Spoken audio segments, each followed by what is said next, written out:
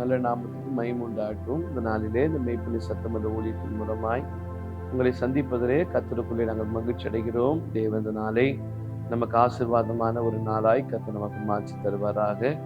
இந்த நாளில் நம்முடைய தியானமாக எசேக்கியேல் தீர்க்கதரிசன புத்தகம் 3ஆம் அதிகாரம் 14ஆம் வசனத்தை நான் வாசிக்கிறேன். எசேக்கியேல் 3ஆம் அதிகாரம் 14ஆம் வசனத்தை நான் வாசிக்கிறேன். ஆவி என்னை உயிரை எடுத்துக்கொண்டது, நான் என் ஆவின் உக்கிரத்தினாலே மனம் கசந்து போனேன். ஆனாலும் கர்த்தருடைய கரம் என் மேல் பலமாய் இருந்தது. தேவனுடைய நாமத்துக்கு மகிமை உண்டாகட்டும். இந்த நாளிலே நம்முடைய தியானத்தின் தலைப்பு மனம் கசந்து போனேன். கர்த்தருக்கு மகிமை உண்டாகட்டும். மனம் கசந்து போனேனா, இந்த தியானத்தை பார்க்கும்போது நமக்கு ஒரு ஆச்சரியமா இருக்கும். நம் மனம் கசந்து போகிறோமா? நீங்க வசனம் பார்த்தா ஆவின் உக்கிரத்தினாலே மனம் கசந்து போனேன்.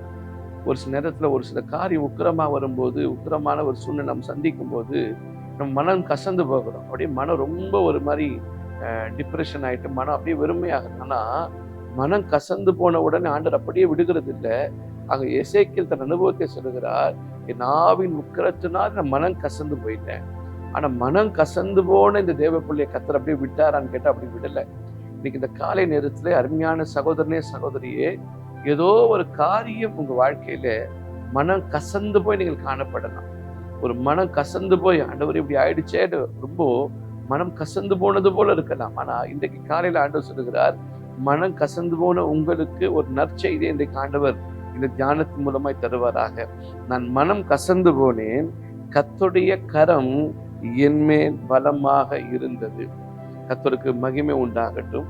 யாரெல்லாம் மனம் கசந்து போயிருக்கிறீர்களோ, யாரெல்லாம் பெரிய மனம் கசந்து போய் சோர்ந்து போயிருக்கிறீர்களோ, இந்த வசனம் முடிவு இப்படி இருக்கிறது, கர்த்தருடைய கரம் என் மீது பலமாய் அமர்ந்தது. இன்றைக்கு மனம் கசந்து போயிருக்கிற சகோதரனே, மனம் கசந்து போயிருக்கிற சகோதரியே, வாலிப தம்பியே, வாலிப தேவ பிள்ளையே, நீ மனம் கசந்து போயிருக்கிறாய்.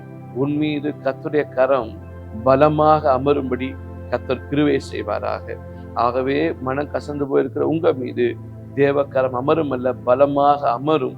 கர்த்தர் ஒரு பெரிய மாற்றத்தை நிச்சயமாய் உங்க வாழ்க்கையிலே, என் வாழ்க்கையோட குடும்பத்தினோட ஊழியத்திலே நிச்சயம் கர்த்தர் உண்டாக்குவாராக. நாம் ஜெபிப்போம். எங்களை நேசிக்கிற நல்ல தகப்பனே, இந்த நல்ல தியானத்துக்காக நன்றி செலுத்துகிறோம். என் நாவின் உக்கிரத்தினாலே நான் மனம் கசந்து போனேன், ஆனாலும் கர்த்தருடைய கரம் என் மீது பலமாய் அமர்ந்தது என்று சொல்லப்பட்டது போல, யாரெல்லாம் மனம் கசந்து போயிருக்கிறார்களோ அவன் மேலோட கரம் பலமாய் அமரும்படி ஆடியே ஜெபிக்கிறேன். இயேசுவின் நாமத்தில் பிதாவே, ஆமென்.